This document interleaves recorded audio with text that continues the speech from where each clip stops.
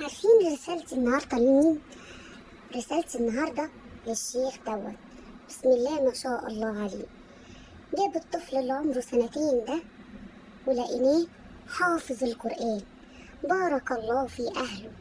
بسم الله ما شاء الله، اللهم بارك لهم.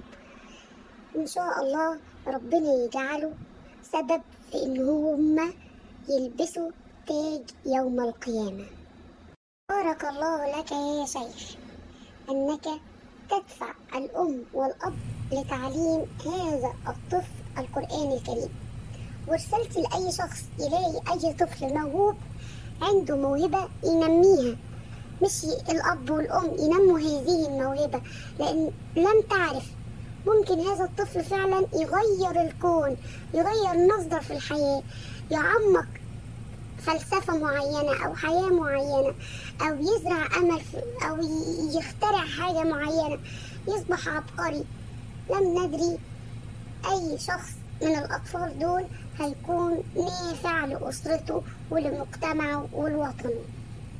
رسالتي بقى لكل شخص مهما جري في الحياة، مهما قعد يبحث عن المال، يبحث عن العمل، يبحث عن أشياء، ممكن يقول أنا محتاج أكون غني، أنا محتاج أكون عندي قصر، أنا محتاج يكون عندي أولاد، أنا محتاج يكون عندي أسرة. دي سنة الحياة، ويجري في الحياة، يسعى، يعمل اللي هو عاوزه عشان يحقق الهوايات بتاعته أو الشهوات بتاعته بمعنى أصح.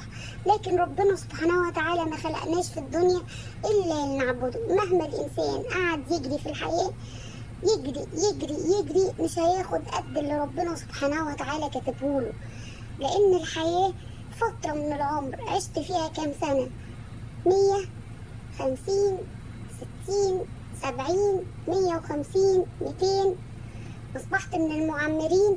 مهما الإنسان وصل لعمر، خلاص الحياة ليها نهاية، زي ما ليها بداية بولادتك ليها نهاية بموتك. طيب هتتحاسب على إيه؟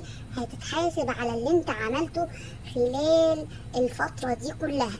طب يا ترى أنا عملت إيه في الحياة؟ عملت شيء نافع نفعني ونفع غيري؟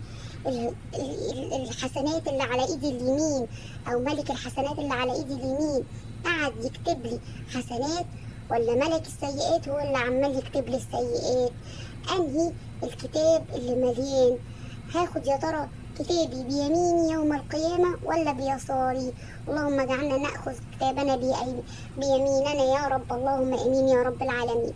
كل واحد يحاسب نفسه قبل أن يحاسب. الحياة ممكن تشغل الناس عن أولادها، إن هي تنتبه ليهم. يا ترى بيتعلموا إزاي؟ يا ترى بيصاحبوا مين؟ يا ترى قاعدين بيتفرجوا على إيه؟ يا ترى بيذاكروا ولا ما بيذاكروش؟ أهم حاجة الإنسان يقعد يقول أنا عاوز عندي أحقق الشهوة اللي هو عاوزها. ليه؟ علشان بعد عن اللي ربنا عاوزه إن إحنا نعمله. طب ربنا عاوزه نعمله إيه؟ نعبده. وما خلقت الجن والإنس إلا ليعبدون. ربنا سبحانه وتعالى خلقنا عشان نتعبد.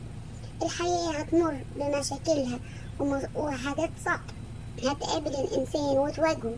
يحاول إن هو يواجه الأشياء الصعبة ويقوم منها وينتقل إلى طريق آخر. عارفين مين اللي هيساعدك في الطريق الآخر ده؟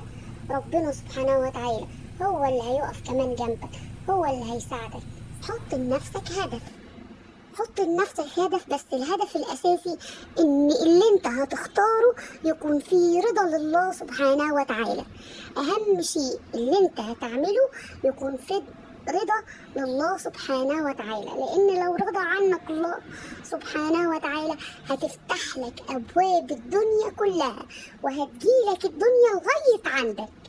ما تنسوش النهارده يوم الجمعة الإكثار من الصلاة على النبي صلى الله عليه وسلم. اللهم صل على سيدنا محمد وعلى آل سيدنا محمد.